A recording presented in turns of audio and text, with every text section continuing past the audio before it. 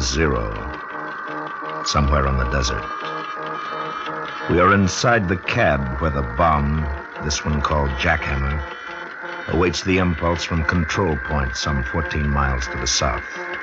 Electronic gossips hum and throb their chatter about the health of the patient, suspended 500 feet above the desert floor. But the unfeeling machines neglect to mention a human factor this morning. An imprint of carelessness. A small metal wrench jammed in the track of the electronically controlled door. A shift of sand occurs against one of the great steel legs gripping the desert, and a brown-backed desert tortoise trundles out for a look at his world. A world of sage and sand and space stretching endlessly off into the darkness. No man is in sight. That is good. There have been days of hiding from men, but now they've gone, and the tortoise tries his morning legs and plans his new day. H-1. Place eye protectors in position and turn back to fireball. 55, 54, 53, 52, 51. From 100 speakers 50, miles removed 49, from ground zero, the tape-recorded voice begins its countdown. No margin for error now, no 45, turning back.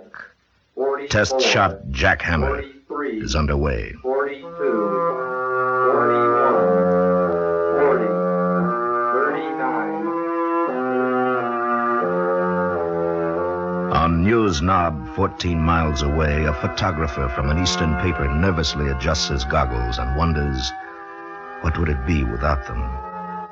14 miles. Can it blind across 14 miles?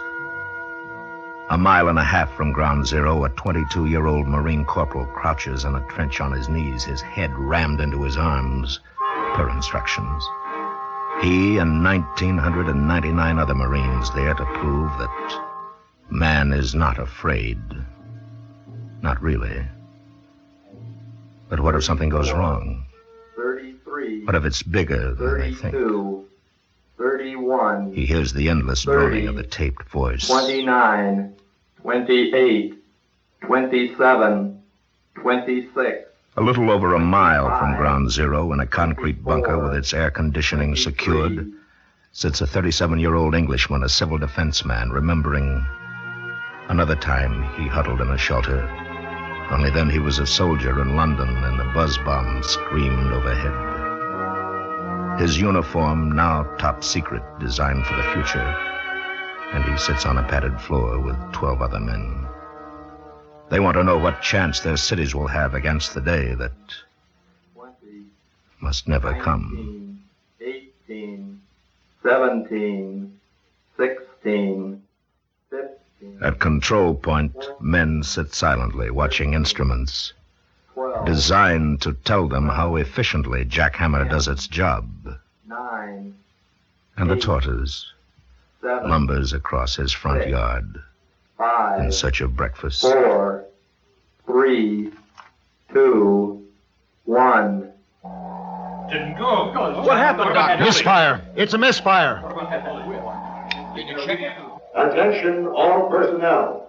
Attention all personnel. This is Dr. Thurston. Test shot Jackhammer is incomplete due to undetermined failure. Maintain positions till further notice. You are still on detonation alert. Dr. Thurston? What is it, Butler? Everything was normal on my phase until H-49. Grant, that would coincide with your variance, wouldn't it? Yeah, but Frank, you shouldn't have had any reading at all at that time. On the sub-relay meter, I didn't. It showed normal, and then there was a complete negative to zero response. Then there it is, Dr. Thurston. It's an on-site rejection of voltage. Huh. In other words, the fault lies at ground zero. According to these data, yeah. Well, can correction be made from here? We can't have anybody going out there. We'll know after we check the monitor lists. There's one consolation, Dr. Thurston. What's that? We put it together. We ought to be able to take it apart. Yes. Yes, we ought to. But can we? The second act of Suspense continues in 1 minute. And now, we continue with Act 2 of Misfire, a tale well calculated to keep you in suspense. There's no walking away from an atom bomb. No asking who left it there. So it becomes a story of people, the disarming. Lee Thurston, MIT graduate, 1932, old enough to have been appalled at the thought of an atom bomb. Scientific enough to accept it. Human enough to demand influence and its use. John Grant, 36, a red-headed giant who daily deals in miracles, believes in them, makes them work. Frank Butler, former child prodigy, grown bald at 28, bachelor, attendant now at the bigamous wedding of electronics, nuclear fission, and power politics. An on-site test is the only way to check it out. No, Butler, that would mean 2 men at ground zero. But there's no explanation for what we're finding here. He's right, Doctor. If we accept our data, we have a power failure originating at the cab itself. With the risk of delayed detonation, Grant. You can't forget that. I'm not. There are 2,000 Marines and 12 CD men out there. How long can they wait? Dr. Thurston, Yes, what is it? General Matting on the phone, sir. Wants to know if he can evacuate yet. No, not until we know more about the cause of the misfire. I'll let him know. Yes, sir. Oh, Winship. Yes? Tell the photo lab I can't wait any longer for those final pictures of the patch bay under the bomb. I will, sir. For now, we'll go over those monitor checklists again, gentlemen. We mustn't have any errors.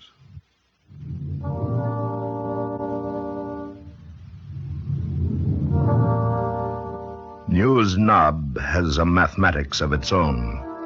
The bomb plus the names of the men in the control point plus a little background data equals the story. Mention that these men were in high school when the first atomic pile was activated. Mention that it would have taken that first pile 150,000 years to make enough plutonium to satisfy the bomb. Point out how the Cold War overcame all that. But tell mostly of the struggle to stop Jack Hammer this morning. Hello, New York. Get me Barney, will you, honey? Tell him it's Pierce. Yeah, well, then call him at home. It's important. Hey, where'd you get the coffee? I need some. I'm freezing over here. Here you go. Hey, thanks a lot. Hello, Barney. Now, listen, you better call that off and go on into the office. This may develop into something out here. The bomb didn't go off. No, not a delay. It just didn't take. Well, the rumor we hear is that the last boys to hook it up are going to have to go out and coax it down. How do I know who it'll be? Yeah, I know that's what I'm here for. I know. Yeah, and Barney, don't call me. I'll call you.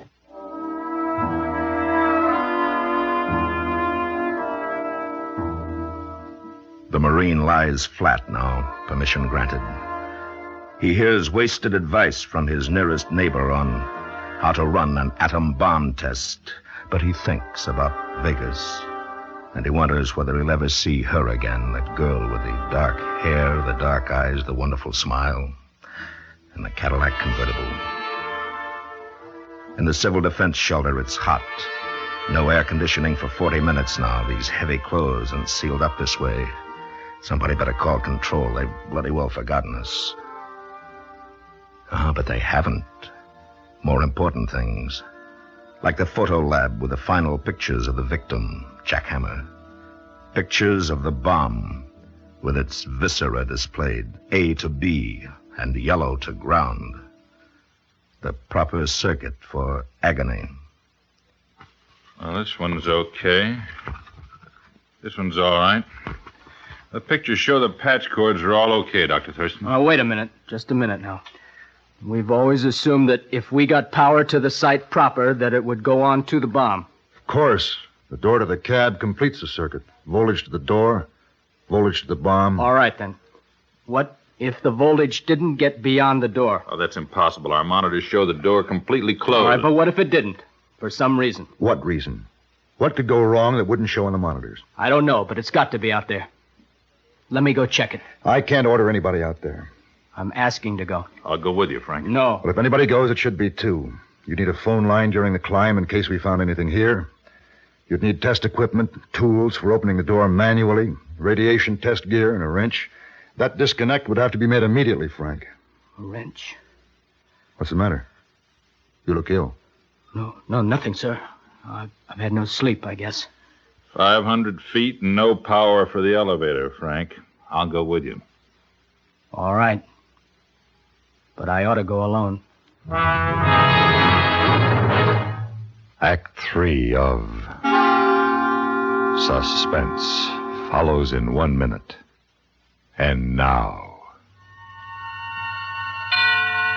we continue with Act 3 of Misfire, a tale well calculated to keep you in suspense.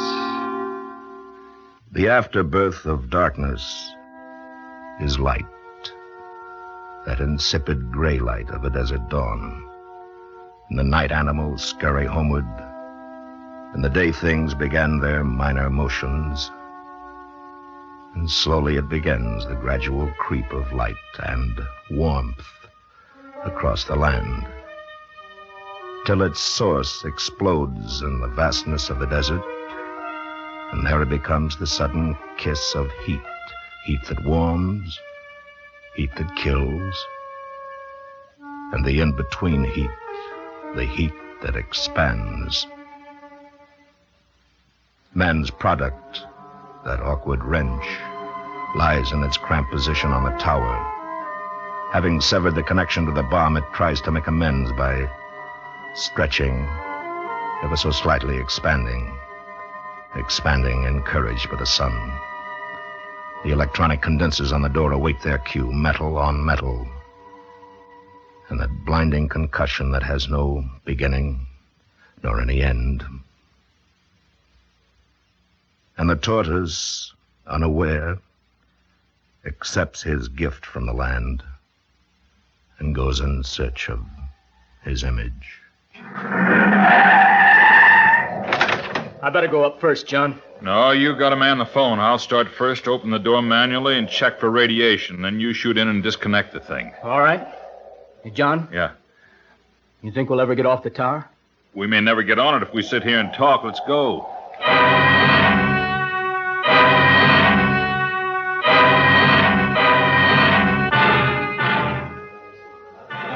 Hello, Barney. Now, listen, they've started climbing the tower. That's right, 500 feet. I don't know how many stories that is. The Washington Monument is 550, I think, but... Now, look, get this, Barney. Play this one straight, will you? No heroics. This one will stand on its own. Sure, we're on a detonation alert. Well, who knows what's going to happen?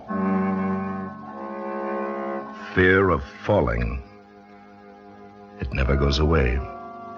It only becomes conditioned to the environment, and 500 feet straight up has no relation to man. To look down or not to look down, this becomes the problem.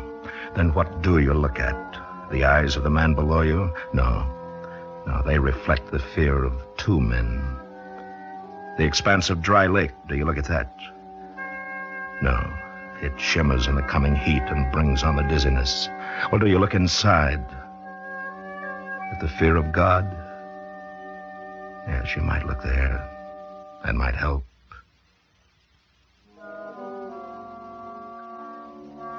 But for the most part, you climb. You lift each aching limb after the other. The next platform is the last. Well, the Irish do it in their land.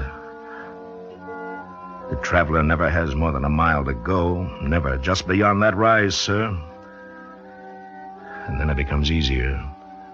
The next platform. And then the next. And the next. Rest a second, Frank. How you doing? Okay. How much further? One more platform, Frank. Just one more. It's murder. There's one consolation, though. What? Going down. We'll have power to the elevator afterwards, and we'll ride down. Maybe. If there is an afterwards. Better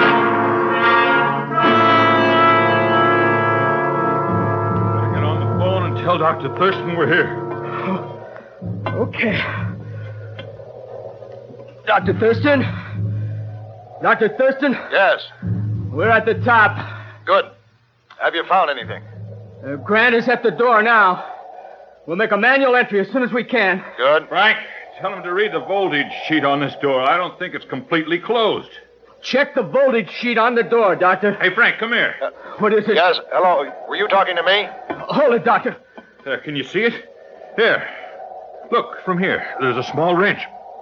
Oh, no. It's wedged in the door there. You see it? John, it's mine. That's my wrench. I must have dropped it when we were up here arming the bomb. It can happen. Look, through the glass. It severed the detonation circuit. That's what happened. But it completed the door contact. Sure, that's why the monitors didn't show it. Good Lord, Frank. Look how close it is to making contact. John, that's going to go any second. Take it easy now. Move and shade that thing. Heat expansion will set it off. How's this? Give me the phone. Dr. Thurston. Dr. Thurston, can you hear me? Grant, is that you? Now listen carefully. We've found the problem. A small hand wrench has been accidentally dropped into the door track. Good Lord. Now, apparently it severed the detonation circuit, but it's so close to making the contact now that we've got to have power to the door. Not while you're there. Come off the tower. We'll open it. No, you don't understand. The door condensers are already loaded with enough power to detonate the bomb. Well, is the wrench above the contact? Yes. Then opening the door, we'll drop the wrench and set it off. Look, you got to give me power, just enough to make the door jump. I'm putting a pair of pliers on the wrench. I'll yank it out as soon as you loosen the door. What if you miss? I'll never know about it. John, you got to do something fast. The sun is moving. Thurston, you've got to. You can't leave us like this. I can't risk it. Try to get No back. chance. Now, if you could only see it. All right. I'll do it. Winship, give me ground zero power on my count. Just do it. I can't explain now. Grant? Yes. Are you ready? Yes. Grant, I'll give you a 10-second count. Make it 5. All right, 5. Now get a good hold on that wrench. 5, 4, 3, 2, 1. Are we out of it? Nice going, John. We're out of it, Thurston. We're out now. The bomb can't go off.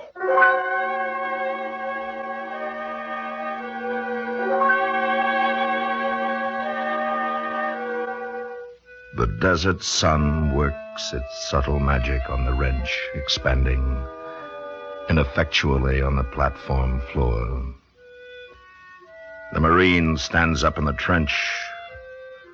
The CD man sheds his top-secret uniform, strips to the cuff unashamed.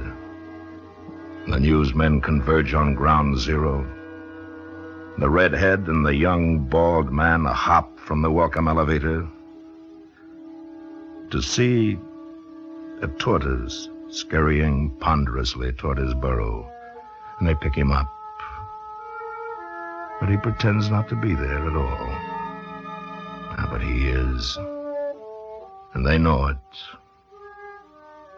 So they take him back to control point to live